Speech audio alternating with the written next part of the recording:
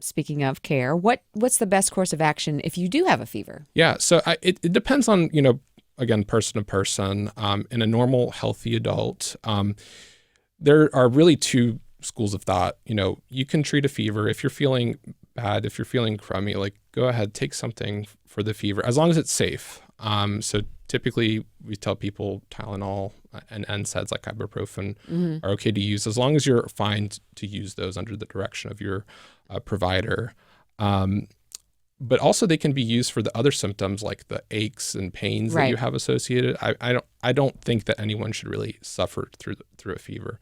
But if you're just talking about a fever in a normal, healthy adult person, some people argue that maybe letting the fever run its course was my next question. Might be helpful. But there's no really consensus on what to do. There really isn't any solid evidence to suggest that treating the fever is necessarily beneficial.